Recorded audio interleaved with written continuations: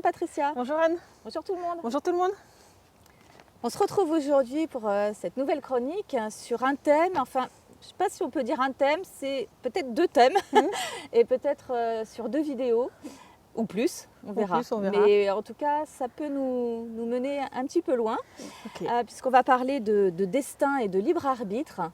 Alors c'est deux notions qu'on pourrait penser opposées, mais j'ai l'impression que peut-être elles seraient plutôt complémentaires. On va voir ça d'une certaine manière, oui. On va voir ça avec Patricia. On dit aussi qu'on accomplit son destin. Alors ça veut dire qu'on pourrait se planter, on pourrait passer à côté. Ah oui, ok. Et alors, des détournements aussi? Oui. Okay. Franchement, dans les années qui ont passé, il y a eu énormément de détournements. Je sais qu'on a essayé plein de fois de me détourner, etc., moi, de mon propre chemin. J'ai des amis pareils qui ont eu pas mal de ces détournements à ce moment-là.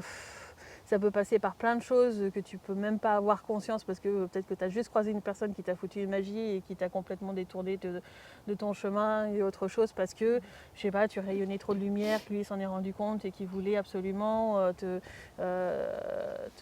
faire en sorte que tu n'accomplisses pas ce que tu devais accomplir dans cette incarnation, etc. Et mine de rien, il y en a plein qui faisaient ça, notamment aussi avec les trucs de loi d'attraction, etc. Il y en a plein qui prenaient le chemin d'autres personnes. Et voilà, non, c'était beaucoup ça. Aujourd'hui, comme je le disais, avec les énergies telles qu'elles arrivent, les épurations qui sont faites dans le subtil, etc., ce genre de choses sera de moins en moins permis et moins en moins possible. Chouette. Non, ça c'est une question quand même. Mais il y en a plein qui ont été détournés de leur chemin. Ouais. Ah oui. Ça. Notamment, on peut le voir par rapport à nous deux, où on a vu la discussion il y a quelques temps de ça, où tu disais, au début, je ne me souvenais pas de toi, etc. Et c'est bien plus tard où je me suis souvenue un peu plus de toi, etc. Et qu'il y a le côté amitié qui s'est fait. Alors que moi, dès la première fois où je t'ai vue, j'ai senti qu'on ferait quelque chose toutes les deux. Ah oui. Tu as été détournée à un moment donné. D'accord. Mais tu as quand même réussi, toutes les deux, on a réussi à faire en sorte qu'on se retrouve. Mais voilà, il y a plein de choses comme ça, mais il y a des fois où on n'arrivera pas à se retourner. À se retrouver, pardon. Ouais, enfin, je trouve ça, c'est agaçant quand même. C'est agaçant, d'où le fait de faire des demandes en justice. Ok, bon. Non, donc c'est important de faire cette vidéo parce que, moi, ça me permet aussi de remettre des choses. Ouais, ok. Et donc, du coup, est-ce qu'on peut prendre en main son destin? Est-ce qu'on peut être maître de son destin En s'écoutant soi, oui.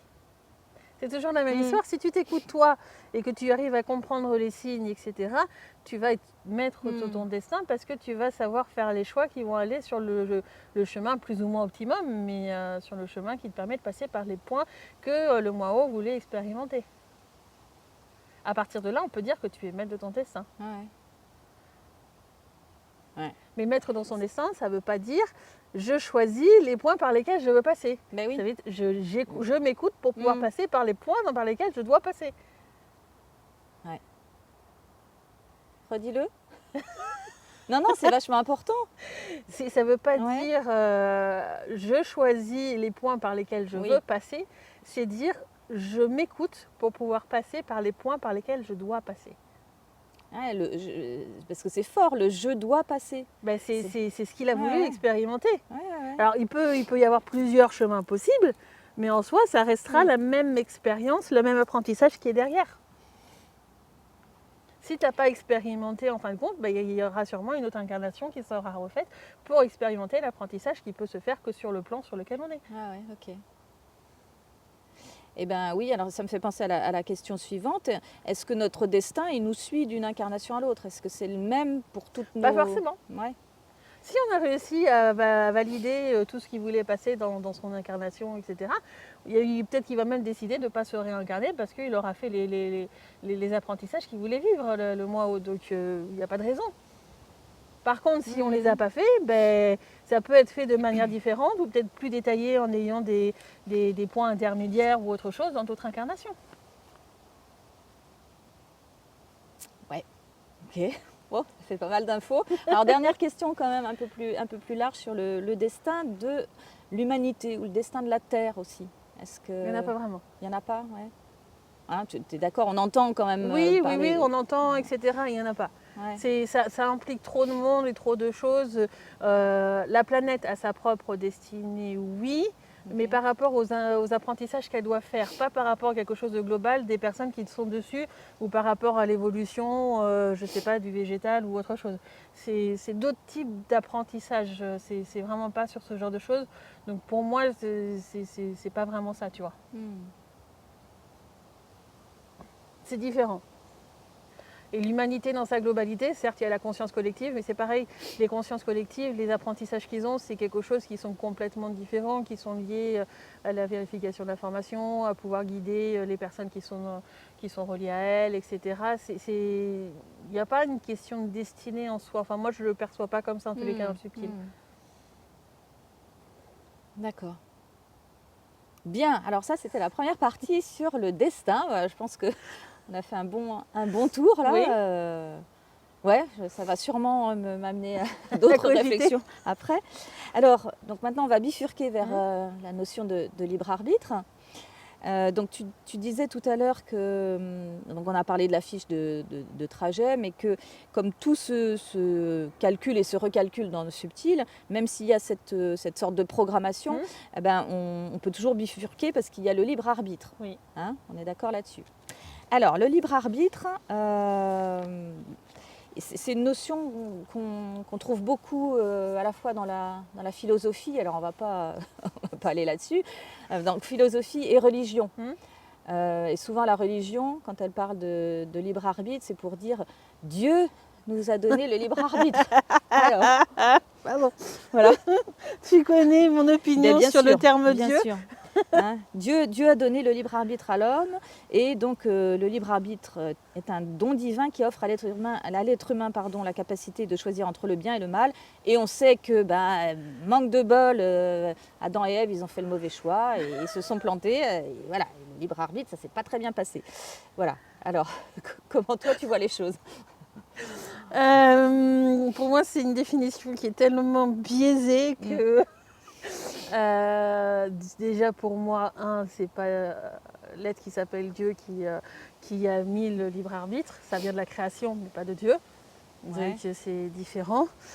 C'est une notion qui a été mise en place parce que pour comprendre certaines choses, c'est vraiment quelque chose qui est important, notamment la liberté, etc. Le libre arbitre va beaucoup avec la liberté. Tout à fait. Donc c'est plus quelque chose qui a été mis en place par la création pour pouvoir, j'ai envie de dire, imbriquer les différents morceaux, les différentes, comment je pourrais dire, les différents domaines qui sont dans la création. Même par rapport à l'amour ou autre chose, tu as quelqu'un qui peut aimer quelqu'un et l'autre peut décider de ne pas l'aimer aussi. Tu as plein de choses comme ça et qui fait que par respect, par liberté, etc., le libre arbitre est là pour que les différentes notions puissent s'imbriquer les unes comme il faut, les unes par rapport aux autres. Donc pour moi, ce n'est pas un truc par rapport à un soi-disant Dieu, c'est la création elle-même. Ouais. Alors je sais que la création, tu t'en parles pas forcément beaucoup, mais... Peut-être qu'un jour on fera une vidéo dessus, je sais pas. Là tu veux pas aller plus loin. Sur la création, je sais pas, qu'est-ce que je pourrais dire sur la création la création, c'est ce qui... La création et le libre arbitre, on va rester dans cette notion-là. Mais la création, c'est vraiment ce qui a amené la création de cette expérience-là, en fait. C'est à partir d'énergie pure. Je n'ai pas le droit d'expliquer ça comme ça. Je suis sur des notions où là, je commence un peu... où les personnes doivent comprendre par elles-mêmes plus que aller vers une définition qui est donnée par quelqu'un. Et ça doit se sentir intérieurement, en fait, ce que c'est que la création. Donc, c'est difficile. Après, le libre arbitre, il est là pour aider chaque être qui est dans la création. Et pour moi, chaque être, ça peut être aussi des notions, des nombres, etc. Parce que pour moi, il y a une conscience derrière chaque chose. À comprendre, en fin de compte... à comprendre, j'ai envie de dire une liberté totale, à comprendre l'amour, à comprendre, tu vois, ces notions pures. Mhm. Et le libre arbitre, pour moi, il est là pour amener les compréhensions qui sont derrière ça. Enfin, vraiment les notions qui sont là derrière. Ouais. C'est- Alors, le rapport entre le libre arbitre et la liberté, oui, ça fait pas Ouais. de doute. Hein, enfin, pour moi, derrière le libre arbitre, il y a aussi la notion enfin, les notions de choix et de décision aussi. Alors, le libre arbitre, c'est tout à fait des choix que l'on va Ouais, faire. ouais, Donc ouais. forcément des décisions que l'on va Ouais, prendre ouais. aussi. Ça va, oui, ça va avec. On a des choix que l'on va faire parce que on a été manipulé, qu'on n'a pas vu la corruption, ou peut-être qu'on l'a vu et qu'on a envie de l'accepter aussi, hein. Et du coup, on va faire ces choix-là. Ça peut être parce qu'on l'a ressenti de manière juste, etc. et qu'on va aller par là. Il peut y avoir des peurs qui interfèrent aussi sur des décisions que l'on va prendre. Il peut y avoir plein de choses. Mais le libre arbitre, en fin de compte, c'est de faire les choix en fonction des outils que l'on a. Mhm. Oui, cette notion de peur, j'y ai pensé aussi parce que je me suis dit, le libre arbitre, donc c'est donner en fait, ou prendre, je ne sais pas comment dire, la responsabilité de ce qui se passe dans notre vie quelque part. Si on a le libre arbitre et Si on qu'on a fait des l'arbitre, c'est choix, qu'on est responsable de voilà. ce qui se passe dans notre vie, oui. Et du coup, je me dis, mais ça peut faire peur, quoi. C'est à la fois une grande force, mais ça peut aussi faire peur à certaines personnes peut-être de se dire, ouais, je suis totalement responsable de ma vie, ça fait beaucoup, quoi. Et peut-être c'est plus facile pour certaines personnes de se dire, bah oui, c'est Dieu qui guide mes pas. Tu vois. Ouais, mais le problème, c'est que c'est pas à quelqu'un d'autre de guider des pas Bah à oui, toi. oui. Ouais. C'est plus ça. Le but aussi des différents apprentissages que l'on a, on a parlé de liberté, ça veut dire aussi la liberté d'être soi. Et quand quelqu'un te montre le chemin, te guide les pas, comme tu dis, etc., t'es pas toi. Tu suis, t'es Bien un sûr. mouton, mais Oui, t'es oui, pas, oui, oui. Non, t'es mais pas je me toi. disais, enfin, je pensais pas à quelqu'un en particulier, mais je me dis, pour certaines personnes, peut-être que c'est plus facile de se réfugier dans les bras du destin en se disant, bah, c'est pas de ma faute du coup, ce qui m'arrive, tu vois. C'est marrant, ça me fait penser à une situation. Voilà, moi je sais que tu vois, quand on conduit, etc., normalement on doit mettre les feux le soir pour pouvoir être visible.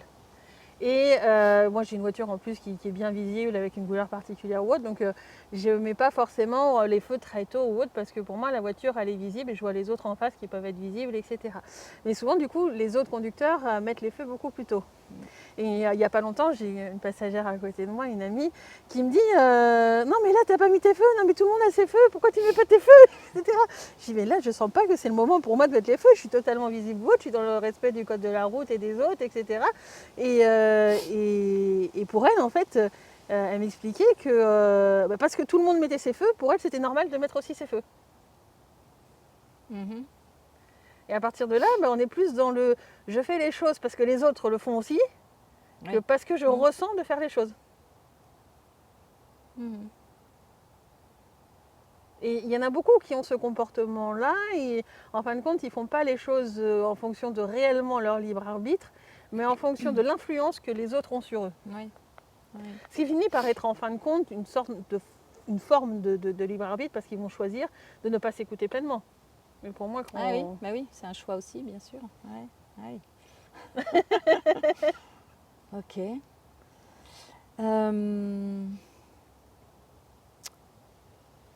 Qu'est-ce que j'avais d'autre? Alors oui, ça me renvoyait aussi à l'idée que l'ego, en fait, il aime pas il aime pas ne pas pouvoir contrôler sa vie. Alors l'ego Et et le donc, mental. et le mental, d'accord, ok. Les deux Du, en général sont de connivence dans ce genre de choses. et du coup, oui, il y a une forme de... Oui, faire un choix, Mais en même temps, l'ego, il peut très bien dire oui, mais là, comme dans l'exemple que j'ai dit, tout le monde fait ça comme ça ou autre, donc ça veut dire que c'est le bon choix, donc il faut faire comme les autres. Ouais, C'est pas forcément faire les choses tel qui est bon pour nous. Mm. L'ego, il a ses propres règles aussi. Mm. Bon.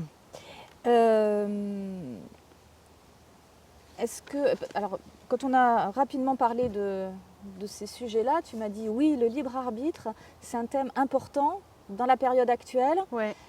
par rapport à des changements. Parce qu'actuellement, il va y avoir beaucoup de changements très rapides, etc., que les gens vont comprendre beaucoup. On va leur mettre devant les yeux beaucoup de choses qui se passaient en souterrain, on va dire ça comme ça. Et que du coup, ça veut dire qu'ils vont devoir faire le choix, eux, d'accepter ou pas, en fin de compte, d'accepter, de dire ok, ça s'est passé réellement ou autre. Moi je dirais, je porte en justice licite parce que j'aurais pas voulu que les choses se passent comme ça ou autre, mais en tous les cas de comprendre vraiment le fonctionnement de la société, même de l'énergétique, de plein de domaines comme ça, qui ont été complètement détournés aux yeux du grand public. Et du coup, ça va amener le fait qu'ils vont devoir utiliser leur libre arbitre pour se stabiliser. Ouais. Et là, tu vois, j'aurais parlé de discernement, moi, ici. Toi, tu parles plutôt de libre arbitre. Ça va aussi jouer avec le discernement. Après, on avait déjà fait la vidéo, je crois, qui parlait un peu sur ce truc-là. Je crois qu'on a fait une vidéo sur le discernement. Je ne sais plus. On a fait tellement de vidéos. Mais en tous les cas, j'ai déjà parlé qu'avec quand on fait des demandes en justice licite, etc., ça aide à avoir un meilleur discernement, etc. En fait, ça va être une période qui va être très compliquée psychologiquement, etc. Que les personnes vont devoir faire des choix parce qu'ils vont se retrouver devant des trucs cornéliens, etc. Notamment parce qu'il normalement il est supposé avoir énormément de décès. Donc comment on va réagir, comment on va gérer les choses. Ça va amener une gestion des différents héritages et autre chose. Le libre arbitre va être présent à plein d'endroits. Moi, de ce que j'ai conscientisé, la société, les règles de la société vont complètement changer. Donc à partir de là, c'est pareil, on va avoir des choix à faire. Et puis si quelqu'un, en fin de compte, les voiles sont levés, puis qu'il se rend compte qu'il n'est pas sur ce qu'il devait vivre, etc., est-ce que je change de boulot? En fin de compte, ce travail-là, peut-être qu'il n'a plus aucun intérêt dans la société qui arrive, etc. Qu'est-ce que je fais, etc. Le libre arbitre va être énormément, on va en avoir vraiment besoin. Certes, il y aura le discernement, mais il y aura aussi le libre arbitre. Parce que les révélations qui vont arriver, pour moi, vont emmener tellement de changements radicaux qu'il y aura besoin de ce libre arbitre. Et le meilleur conseil que je peux donner à ce moment-là, c'est centrez-vous en vous-même et demandez à avoir des réponses, exemple de corruption, comme d'habitude, et voyez ce qui est le plus juste pour vous. Et c'est là, à mon sens, en tous les cas, on a le meilleur libre arbitre. Très bien. Est-ce qu'on a fait à peu près le tour? Moi, je pense que oui, mais toi, tu as fini tes questions? Oui, j'ai fini mes questions, mais je sens que ça va travailler encore. Mais du coup, on pourra les poser en commentaire. Et n'hésitez pas à en faire autant si vous avez des choses à demander en plus, parce que c'est quand même ça sera avec grand plaisir que j'y répondrai. Merci beaucoup, Patricia. Merci à tous. Merci Anne, merci à tous. Et puis à bientôt. À bientôt. Au revoir. Au revoir.